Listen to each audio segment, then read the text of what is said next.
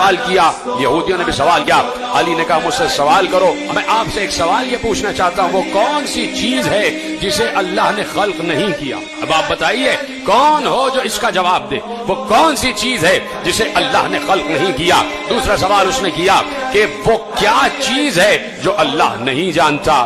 پھر تیسرا سوال کیا وہ کیا چیز ہے جو اللہ کے پاس نہیں ہے؟ پھر چوتھا سوال کیا وہ کیا چیز ہے جو پوری کی پوری آنکھ ہے؟ پھر پانچواں سوال کیا وہ کیا چیز ہے جو پوری کی پوری پر ہے؟ وہ کیا چیز ہے جو پوری کی پوری چلتی رہتی ہے؟ وہ کیا چیز ہے جو پوری کی پوری منہ ہے؟ وہ کون سی شخصیت ہے جس کا نہ کوئی خاندان نہ قبیلہ؟ وہ کیا چیز ہے کہ جو سانس تو لیتی ہے لیکن اس میں روح نہیں ہے؟ وہ کون سی چیز ہے جو روح تو رکھتی ہے، جو سانس تو لیتی ہے لیکن اس میں روح نہیں ہے؟ یہ بتائیے وہ کون سی اشیاء ہیں جو زمین پر چلی بھی پھری بھی لیکن کسی ماں کے رحم سے پیدا نہیں ہوئی، کسی ماں کے شکم سے پیدا نہیں ہوئی؟ وہ کون سی قبر تھی جو اپنے صاحب کو لے کے گھومتی رہی؟ وہ کون سا درخت ہے کہ جس کے سائے میں 100 سال تک انسان چلتا رہے پھر بھی اس کا سایہ ختم نہیں ہوگا؟ اور کیا اس کی مثال کوئی دنیا میں ہے؟ وہ کون سے لوگ ہیں جو کھائیں گے بھی پیئیں گے بھی لیکن بول و براز نہیں کریں گے، نجاست نہیں ہوگی؟ یہ بتائیے یہ ناقوس کیا کہتا ہے؟ یا علی یہ بتائیے یہ جو آسمانوں کے تالے ہیں وہ کیا ہیں اور ان تالوں کی چابیاں کیا ہیں؟ علی جواب دے رہے تھے، کہا تو نے پہلا سوال کیا کہ وہ کون سی چیز ہے جسے اللہ نے خلق نہیں کیا، تو سن وہ قرآن ہے، قرآن اللہ کا علم ہے، وہ اس کا ذاتی علم ہے، اسے اللہ نے خلق نہیں کیا، اس لیے کہ قرآن اللہ کا علم ہے اور اللہ کا علم اس کی ذات سے متعلق ہے اور وہ اللہ نے خلق نہیں کیا۔ اور اے یہودی تو نے پوچھا کہ وہ کیا چیز ہے جسے اللہ نہیں جانتا؟ علی نے کہا تو نے کہا وہ کیا چیز ہے کہ جسے اللہ نہیں جانتا، تو سن اللہ یہ نہیں جانتا کہ اس کے کوئی بیٹا بھی ہے۔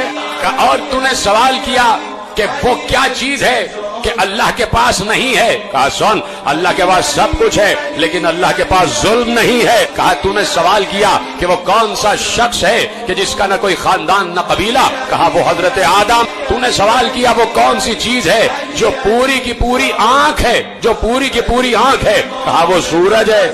اور سن تو نے سوال کیا وہ کون سی چیز ہے جو پوری کی پوری منہ ہے، منہ ہے؟ کہا وہ آگ ہے، ہر چیز کو کھا جاتی ہے۔ کہا تو نے سوال کیا وہ کون سی چیز ہے جو بس چلتی ہی رہتی ہے؟ کہا وہ پانی ہے، رکتا نہیں ہے۔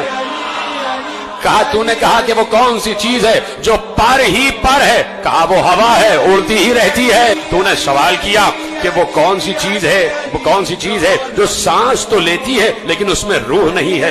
کون جواب دے اس کا؟ جو سانس تو لیتی ہے لیکن روح نہیں ہے۔ علی نے کہا میرے ہی نبی کے قلب پر جو قرآن نازل ہوا اس میں اللہ نے کہا وَالصُّبْحِ إِذَا تَنَفَّسَ، مجھے سانس لیتی ہوئی صبح کی قسم۔